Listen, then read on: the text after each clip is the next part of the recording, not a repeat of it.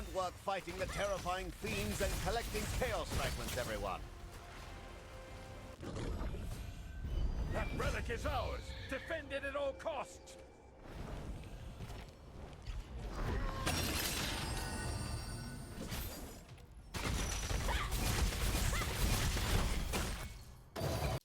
Yo, what is good, you guys? Welcome to the video. Today I'm going to show you the best bow builds to play in T3 for Throne and Liberty. Since T1, the meta has shifted and almost nobody is playing bow. However, I'm here to show you that bow is not only viable, it is absolutely cracked at the current state of the game if played properly.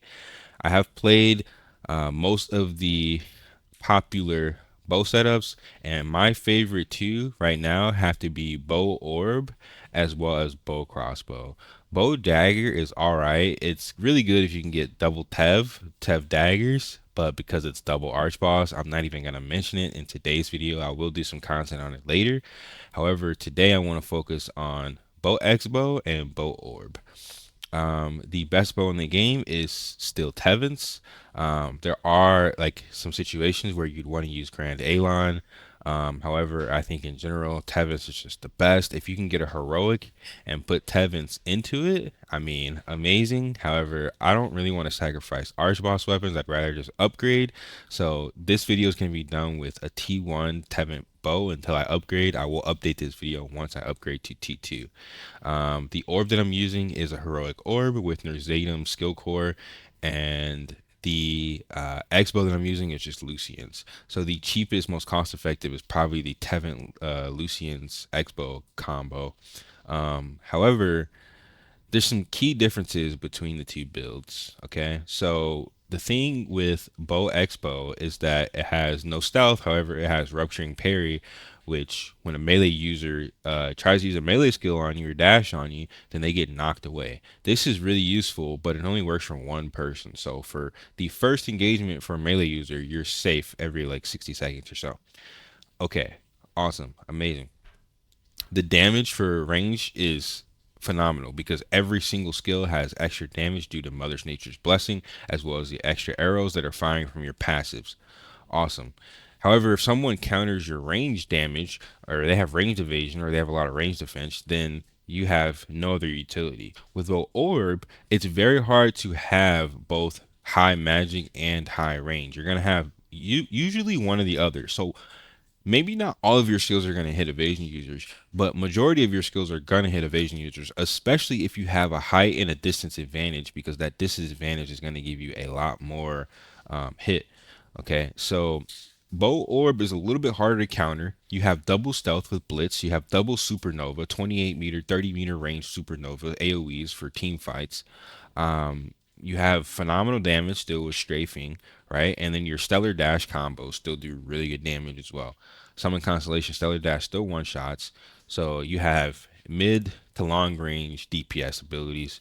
It's a really fun, but it's really complicated class.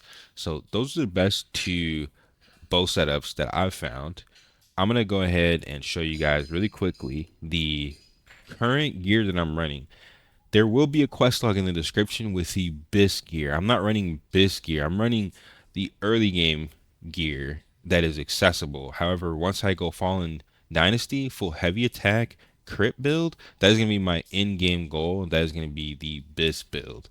It is a fairly bit more expensive. It's not that bad, but it is a little bit more expensive. But make sure you check that out in the description.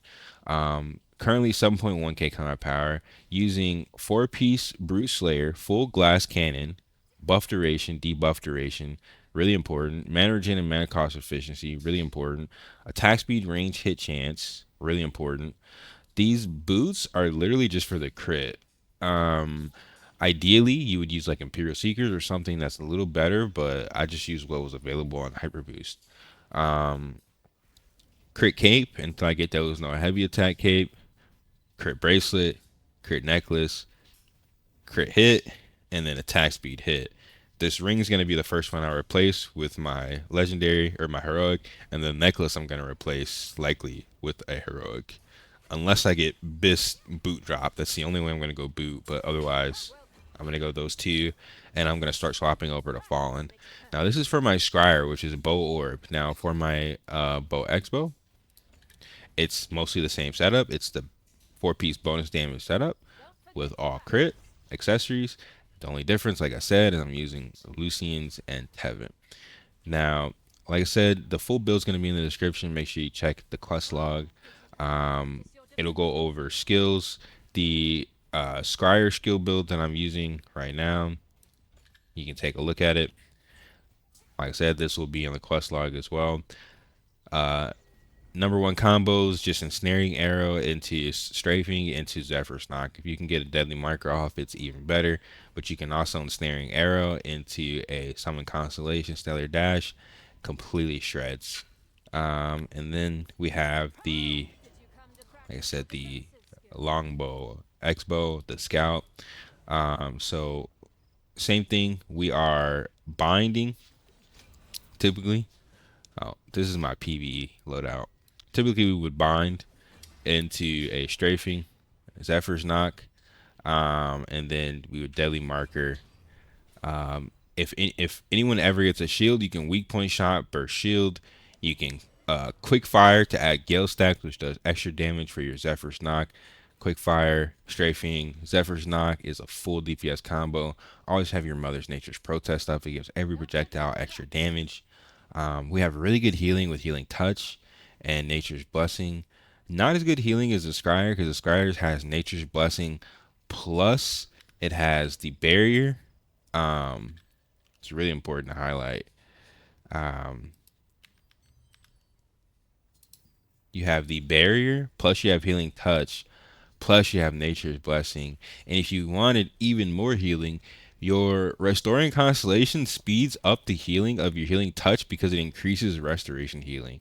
So not only does your passive synergize with Restoring Constellation, Healing Touch synergizes with Restoring Constellation, giving you even more HP restored over time, as well as more health when you're hit. So like, Scryer has some actually amazing heals, and they could be played with endurance and be extremely tanky. However, I like damage, so I'm gonna go ahead and show you guys some clips. Hopefully you like the build. Let me know what you guys think in the comment section below. I can do a full video on either one of these builds specifically. If you want it, let me know. Drop it in the comment section. However, thanks for watching, guys.